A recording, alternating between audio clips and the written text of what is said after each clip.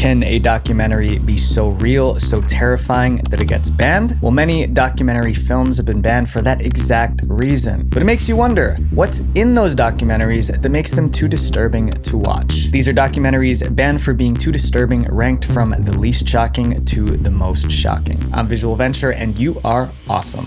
Mondane. When Mondane came out, it was called the world's first shockumentary, and that wasn't a compliment. A shockumentary is a documentary meant to shock and disgust its audience. The more disgusted the audience is, the better the shockumentary. So the question is, what was in Mondane that made it so disgusting? Mondane is a spectacle as big as the eye can see. Mondane was produced in 1962 by a team of Italian filmmakers. Initially, they told everyone that they were making a documentary about different cultures around the world. That sounded innocent enough. However, people began to realize that this was no ordinary documentary when they first heard the title Mondane. Mondane is an Italian phrase that literally translates to dog world. But it wasn't just about the dogs, it had a much darker meaning. The director titled the documentary Dog World to show that humans can be just as wild and cruel as animals. In this case, Dog World meant a harsh world where people acted like beasts, kind of like saying a dog-eat-dog world. Mondane wasn't just about different cultures from around the world, it focused on the most violent and disturbing practices. It was a collection of footage displaying mankind at its most depraved and perverse. Once the documentary was ready, posters popped up all over Italy inviting people to watch it in theaters. Hurry, hurry, hurry! They're just in time, friends, to see the most sensational, the most colossal attraction ever witnessed by the human eye. Even though the ads warned about how unsettling the movie was, people wanted to see it for themselves. But they weren't ready for what they witnessed when Mondane finally aired in theaters. The film premiered in Italy on March 30th, 1962, and it was 108 minutes of nonstop shock. It showed the filmmakers traveling the world, capturing the most gruesome footage from different tribes. The documentary opened with a chilling disclaimer. All the scenes you will see in this film are true. If they are shocking, it's only because there are many shocking things in this world. The duty of a reporter is not to make the truth seem sweeter, but to show things as they really are. And they weren't kidding. In one scene, women were fattened up with food until they weighed over 264 pounds. Then they were offered as wives to the village dictator. There was a religious ceremony where villagers walked in a parade while holding live snakes. Another scene showed people burning money during a funeral so the deceased person could take the money into the afterlife. Here, after hundreds of dark centuries, men discover for the first time in their lives that they have a doubt. The film also included scenes of animals being treated badly. Mondane definitely delivered on its promise. It was shocking, disgusting, and soon everyone was talking about it. Mondane. People all over the world are talking about Mondane. For Mondane has more in it to talk about than any picture ever before seen. But the same thing that made the documentary famous also led to its downfall. When Mondane became the talk of the town, it also generated a lot of controversy. The first problem? Critics hated it. They called it gross and uncivilized. And with very graphic scenes, it's easy to see why. But that wasn't the only issue. Soon, people started to wonder if everything in the documentary was actually real. There were rumors that some scenes were staged or edited to make things look worse than they really were. The filmmakers were also accused of exploiting the tribes they filmed. Critics said they were only showing this footage to make money without caring about the cultures they were showing. And as more people watched it, the backlash got stronger. Many countries banned the documentary. For instance, Mondane was banned in the UK because some scenes showed animals being treated inappropriately. The filmmakers defended their work, saying that they were just showing the world as it really is. Now, more than 60 years later, Mondane is still one of the most disturbing documentaries ever made, and it's still banned in many places to this day. This audience review on Rotten Tomatoes says it best. This is still the quintessential shockumentary. If you have a strong stomach, watch this flick, but if you have any hesitations, hold back. Mondane was so strange that people called it crazy, but this next documentary actually featured people who were diagnosed as crazy. Mondane and these documentaries to come show us an unsettling view of the world. When the world feels overwhelming, something as simple as enjoying a meal without the stress of cooking can make all the difference. Be honest, guys, I don't cook. I mean, I guess if you count cereal, but for actual meals, Factor is a lifesaver. Factor delivers chef-crafted, dietitian-approved meals right to your door. You can choose from over 35 different meals per week with options like keto, calorie smart, vegan, and more. Something that I think is really cool is that they now offer smoothies and juices. In my opinion, smoothies are the quickest way to get a lot of nutrients in your body with the least amount of effort. And I am all about the least amount of effort. Creating these videos for you guys is practically a job I do almost every waking hour, 7 days a week. So warming up a well-balanced, nutritious meal to be ready in 2 minutes comes in clutch. And with Christmas around the corner, it makes a great Christmas present, especially to your friends and family who are too busy to cook. Make sure you guys click my link below to get 50% off and free shipping on your first Factor box, and 20% off your next month of orders with my discount code VISUAL50. Big thanks to Factor for sponsoring this video. Titty Cut Follies.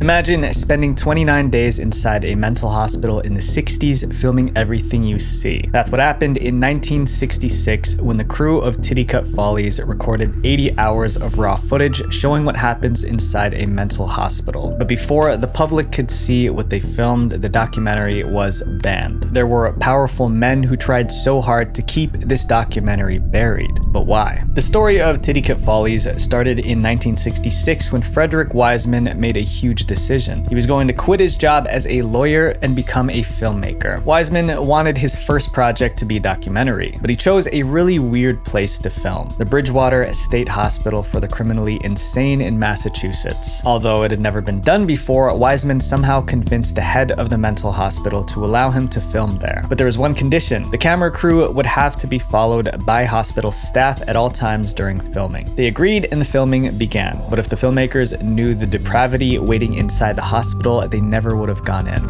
Next, let's go. Quincy. Bridgewater wasn't just any hospital. It held patients who committed crimes but also had serious mental illnesses, making it hard for them to understand right from wrong. Instead of going to regular prisons, they were sent to places like Bridgewater to get treatment. This meant the inmates were dangerous criminals. But when the camera started rolling, the crew was shocked at how helpless these so-called dangerous criminals really were. Bridgewater Hospital was run more like a prison than a hospital. Instead of being treated, the inmates were bullied, humiliated, and neglected by the staff. The inmates were also left in unhygienic conditions. It was clear that the staff had no sympathy for them. One of the most haunting scenes in the documentary showed an inmate being force-fed while a guard made fun of him. Wiseman tried to stay professional even though what he saw deeply disturbed him. The way the patients were treated was wrong, but the staff didn't seem to care that the camera was catching all of it. With the help of cameraman John Marshall, the two-man team recorded interviews between patients and staff, daily rituals such as the cleaning of patients' rooms, and interactions between the inmates. The crew spent 29 days filming the horrors inside Bridgewater and then spent a year editing the footage into an 84-minute film. The documentary didn't have any narration, interviews, or explanations. It just showed what life was really like inside the hospital, leaving it up to the viewer to make sense of it. When the documentary was finally ready, Wiseman couldn't wait for people to see the truth about Bridgewater. He arranged for it to be premiered at the 1967 New York Film Festival. Everything was set to go, but then, just before the premiere, something unexpected happened. A powerful group suddenly showed up and tried to stop the documentary from being shown to the public. As the premiere date approached, rumors started spreading that Titty Cut Follies contained unsettling footage of the patients being mistreated. That's when the Massachusetts government realized they could be in big trouble. If people saw the horrible things happening in the film, families of the inmates might sue them. After all, it was the government's job to make sure the hospital was running properly. And so the Massachusetts governor and other top officials took the film to court to prevent it from being shown. Their official reason? They said the documentary violated the patient's privacy and dignity. They also accused Wiseman of breaking an oral contract that was supposed to give the government control over what could be shown. But the director Wiseman wasn't going to give up easily. He wanted the world to see what really happened in the hospital, and he was ready to fight for it. And remember, he was a lawyer before he became a filmmaker. This kicked off a long legal battle between one filmmaker and the Massachusetts government. Wiseman won the first victory when a New York state court allowed the documentary to be shown at the film festival. But ultimately, he was no match for the might of the Massachusetts government. In 1968, a Massachusetts judge ordered Titty Cut Follies to be pulled from theaters and for all copies to be destroyed, claiming once again that it violated the privacy and dignity of the patients shown in the documentary. This was the first time a movie got banned in the United States for reasons other than obscenity, immorality, or national security concerns. It wasn't until over 20 years later, in 1991, that the court finally allowed it to be released. But there was one condition. The film had to include a statement explaining the changes and improvements had been made in Bridgewater since 1966. The War Game. The War Game wasn't just a documentary, it was a warning. Made in 1965, it showed what might happen if a nuclear bomb hit the United Kingdom. The documentary wasn't just about the explosion, it was about the chaos that would follow, the hunger, the violence, and the collapse of law and order. Because a nuclear attack never hit Britain, the director, Peter Watkins, had to use his imagination when making the documentary. He envisioned how the government would respond, how people would react, and what the aftermath would look like after a nuclear attack.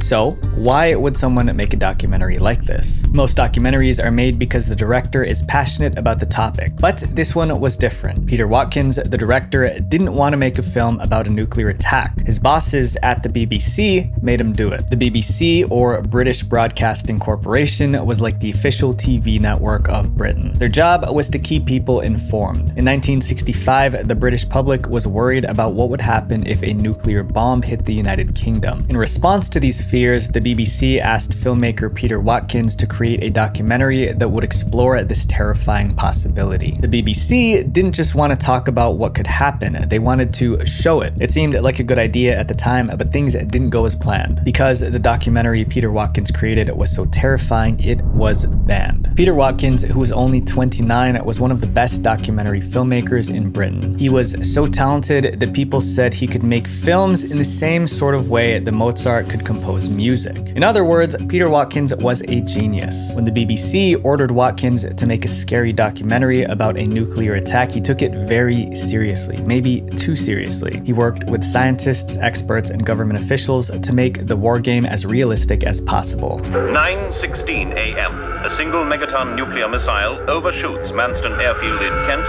and airbursts 6 miles from this position.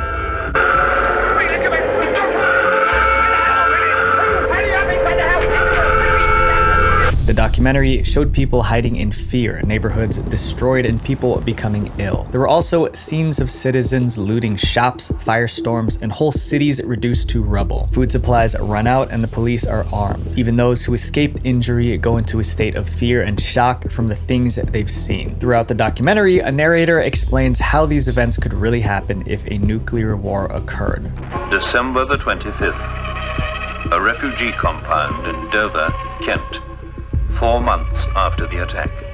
Watkins worked hard on the project. He used 350 actors, skilled video editing, and dramatic sound effects to create a masterpiece. When Watkins finished the War Game documentary, he proudly presented it to his bosses at the BBC. He thought they'd be impressed, and maybe even reward him for doing such a great job, but the response he got was much harsher. The BBC, who asked him to make the film, refused to air it on TV. They decided to bury the documentary to make sure no one ever saw it. The official reason for this decision? They claimed the documentary was too terrifying and would cause panic among the public. In an official statement, the BBC insisted that it had reached this decision on its own and without outside pressure of any kind. Watkins was devastated, but there was nothing he could do because the BBC owned the rights to the video. Watkins was so upset that he resigned. However, people started to wonder if the BBC's reason was the whole truth. Was it really banned for being too scary, or was there more to it? Will declassified government documents later revealed the truth. After Watkins completed the documentary, he handed it over to the BBC. The BBC then invited top British government officials to watch it before it was shown on television. This turned out to be a huge mistake because the government officials hated it. The documentary showed the British government completely falling apart during a nuclear attack, unable to help citizens. It made the government look weak and unprepared. If the British public saw the movie, they would lose faith in the government's ability to protect them. The declassified documents revealed that even the Prime Minister of Britain heard about the documentary and didn't like it. And so the government pressured the BBC to keep the documentary hidden from the entire country. Although the BBC couldn't air it on British TV, they allowed the documentary to be shown at several film festivals abroad. For 20 years, the ban on the war game stayed in place. It wasn't until 1985, about 20 years later, that the BBC finally aired it on TV. In those 2 decades, the war game became legendary. People heard it through word of mouth and wanted to see what was so terrifying about it that it couldn't be shown on television. Today, the war game has a score of 93% on Rotten Tomatoes, which just proves how amazing it is. This next documentary was so dangerous that the entire crew almost lost their lives. The Cove. The Cove is a disturbing documentary about a hidden cove in Taiji, Japan. A cove is kind of like a small beach surrounded by rocks or cliffs. But why make a documentary about this particular cove? It's because of the awful things that happen there. That's a dolphin's worst nightmare, right there. Every year, fishermen drive dolphins into the secret cove. Once trapped, the dolphins are captured. The lucky ones are sold to marine parks around the world. But for the dolphins that aren't sold, a much darker fate awaits them. They're harvested for their meat, which is then sold as food. But dolphins are highly intelligent and social creatures, and many people believe they shouldn't be eaten. In fact, many organizations have banned the hunting of all dolphins. Also, the method of hunting in Taiji is considered exceptionally cruel. However, each year, the dolphin hunt continues in this cove and thousands are captured using brutal methods. The fishermen of Taiji didn't want anyone finding out what they were doing, so they kept the cove under tight security. Armed men guarded the area and they wouldn't hesitate to take anyone out who tried to get in. The cove was also surrounded by wire fences and keep out signs. You'll see the signs, keep out, danger. There are fishermen walking around these hills with knives.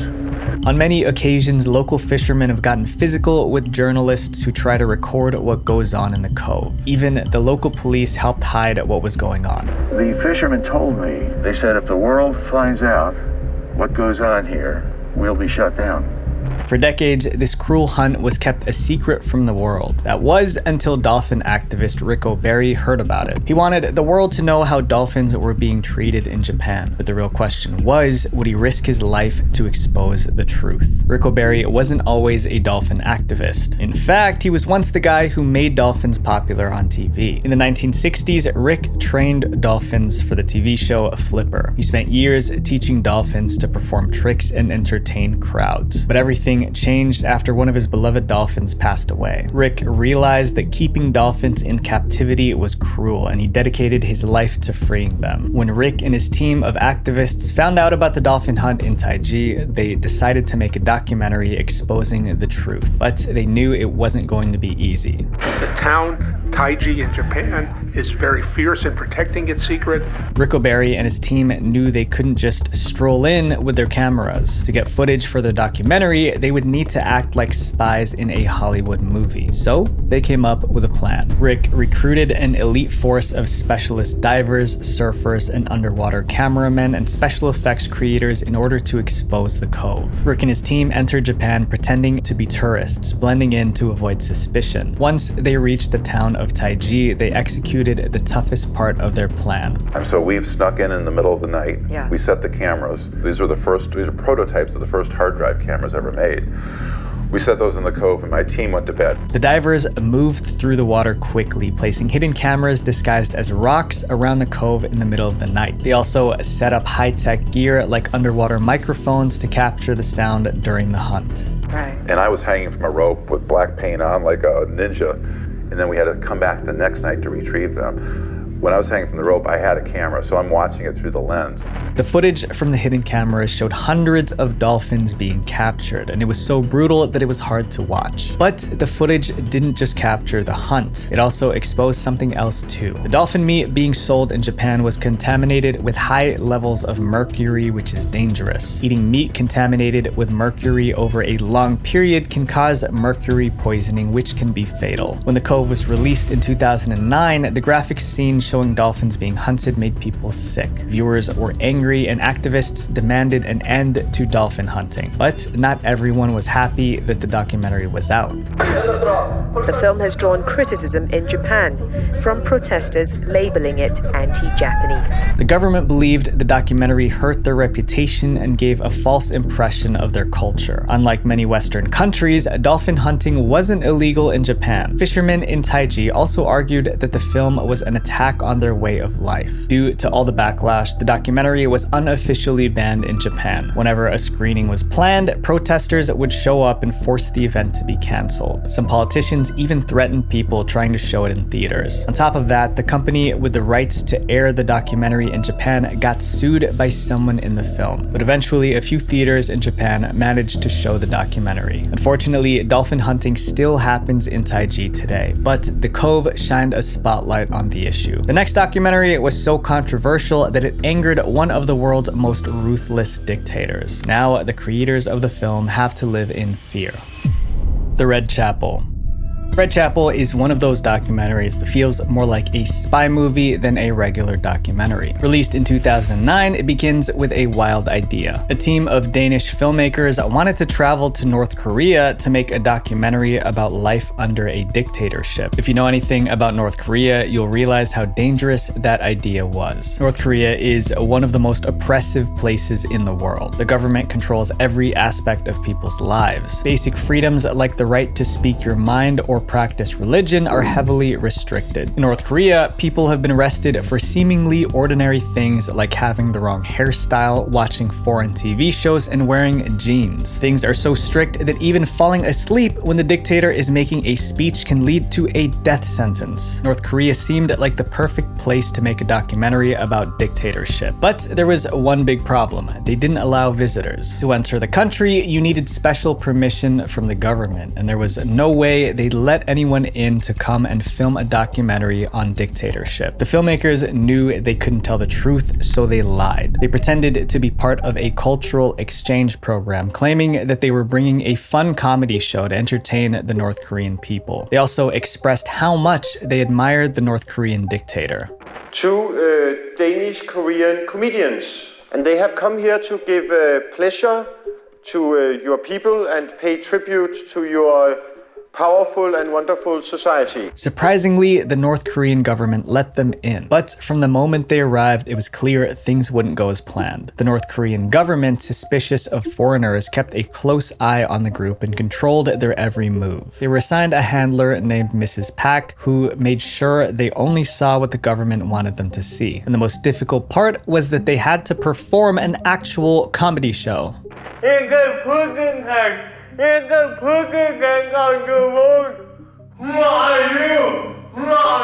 A cat. Pussy or with In English you can say pussycat or cat. It's you know, a cat. Pussy. Meow. meow, pussy. But they also had to film a documentary. So they told the government handler that they were recording their trip to show the world how great North Korea was. But in reality, they planned to use their footage to expose how tough life was in that country. This was incredibly risky. If the government discovered their real plan, the filmmakers could be thrown in prison or worse. They performed their comedy act, taking every chance to film situations that revealed the harsh reality of life in North Korea.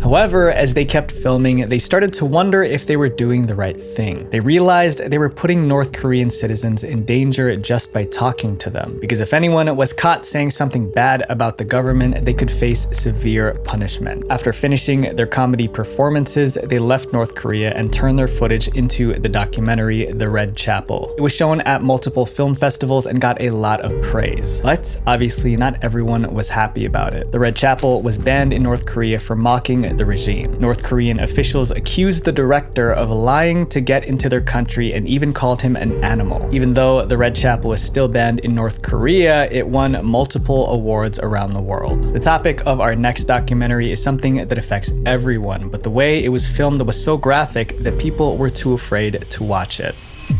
The act of seeing with one's own eyes.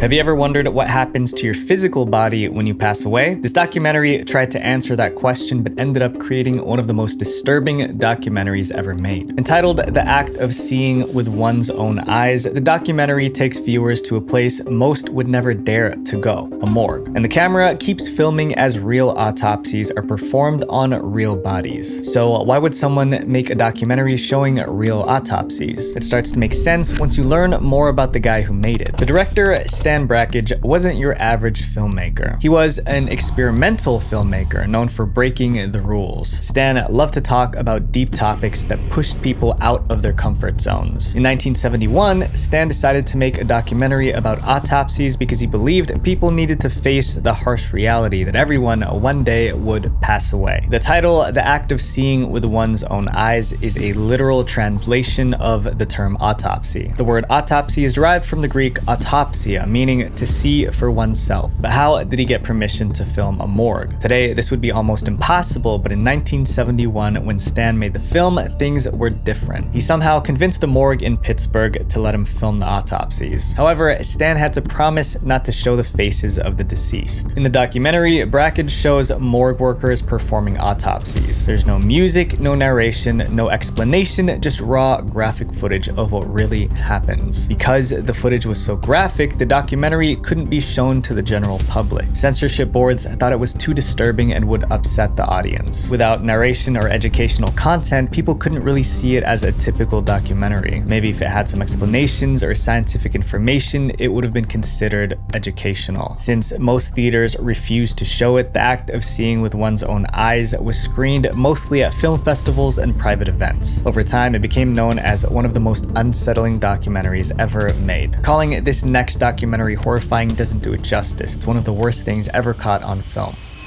Cannibal Holocaust. Imagine a documentary so shocking that the director was arrested for making it. And the crazy part, he was arrested because people thought he ended someone's life live on camera. The documentary at the center of all this drama was called Cannibal Holocaust. So why did the director create something so controversial? It all started back in 1979 when an American film crew set out to make a documentary about the tribes living deep in the Amazon rainforest. But there was something especially dangerous about the tribe they wanted to investigate. They were cannibals. It wasn't the smartest idea to wander into a forest looking for a tribe known for eating people, but that's exactly what these filmmakers did. The team, made up of a director, a writer, and 2 cameramen, traveled from the US and began their journey through the thick Amazon rainforest. It didn't end well. Those 4 documentary filmmakers were never heard from again. Most people assumed the worst, that they were captured and eaten by the tribe they went to film. But others believed the filmmakers might still be alive, lost somewhere in the jungle. 4 Americans plunge into the savagery of the Amazon jungle to film a documentary. They never come back. Are they still alive? If so, where are they? Months later, an American professor formed a rescue team to track down the missing filmmakers in the Amazon forest. But any hope of finding them alive vanished when the rescue team found the skeletal remains of the filmmakers with their film reels in the forest. The rescue team brought the reels back to America and watched the footage, but nothing could prepare them for what they saw. The tapes revealed in gruesome detail how the filmmakers were taken out by the tribes they went to study. Yet after seeing this horrifying footage, the team made a bizarre decision. They decided to release the film to the public. Cannibal Holocaust didn't hold back. It shocked audiences with its graphic scenes showing the filmmakers losing their lives. At the premiere, people were horrified. Many couldn't sit through the whole thing. After its release in 1980, the documentary quickly was banned in over 50 countries because of its content. But here's the twist. There was something viewers didn't realize. It was a fake documentary. Everything was staged. The whole thing was actually a movie made to look like a documentary. The director even promoted it as a documentary and used a found footage style of filmmaking to make viewers feel like they were watching real events. By appropriating the techniques of the documentary world, Deodato had skillfully persuaded audiences into thinking they were watching real, uncut scenes.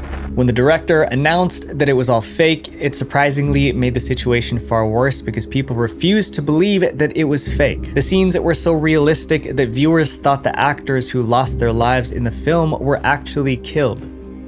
The way they faked that scene and other scenes in the movie were, something that Hollywood special effects guys probably couldn't duplicate with millions of dollars. Things got so serious that the police stepped in. The director was arrested by Italian authorities and charged with murder. Even though he tried to explain that it was just a movie, the cops didn't buy it. They planned to use the film as proof that he was guilty. And it didn't help that the director made the actors sign contracts to not go out in public for a year after the film's release, all to make it seem like it was a real documentary. To avoid a life sentence, the director Deodato had to bring the actors to court to prove that they were still alive and explained how he used special effects to fake the deaths. The actors also appeared on an Italian TV show together to prove to the entire country that they were in fact alive. Deodato was pretty much a genius at the way he tried to fool the audience with the camera running out of film and stuff like that. He was very clever. Even the native tribe shown in the movie wasn't real. Many of the so-called natives were just local actors hired from nearby towns. The backstory was fake too. No filmmakers were lost in the Amazon and no rescue mission was ever launched. It was all just a stunt to get people to watch this movie. The problem was that it worked so well that Deodato almost went to prison for life. As unpleasant as the film is and as crude as it is, he does have a pretty good grip of the cinematic technique. So why did Deodato make such a controversial film? He had a reason, though it didn't exactly make sense. He claimed he wanted to criticize how the media sensationalizes crime and violence to boost ratings. Deodato accused Italian news of showing real violent footage just for attention, and he wanted to show how wrong that was. But his explanation didn't calm people down. The violent scenes were too realistic that it remained banned in over 50 countries, even though everyone knew it was a movie. Earthlings. The Earthlings documentary had one goal: to expose the ways animals are used for food, clothing, and scientific research. But the footage isn't easy to watch. The documentary's director, Sean Monson, came up with the idea while working on a commercial about spaying and neutering pets. During that time, he stumbled upon the horrible conditions in slaughterhouses and other industries that used animals. What he saw was so disturbing that he felt like it was his duty to let the world see it. However, that was not going to be easy. The million-dollar companies running these industries wanted to keep everything quiet. If the world saw what was really going on in the factories and labs, it could destroy their business, and they weren't about to let that happen without a fight. To make Earthlings, Sean Monson used hidden cameras to gather footage from places like factory farms, research labs, and even circuses. The footage was raw and intense, but it revealed the truth. The message was that animals are living beings, not just objects, and they deserve kindness and respect. Many who watch Earthlings were inspired to change their lifestyles, opting for vegan diets or avoiding products tested on animals. Because of its graphic content, some theaters and streaming services banned Earthlings because it was just too disturbing. However, the documentary found its audience online, where people could watch it for free and share it with others. Today, Earthlings is considered one of the most popular documentaries ever made about the ethical treatment of animals. These documentaries show us just how dark the world can be. It's a reminder that sometimes the most unsettling truths are the ones we need to hear. Visual Venture.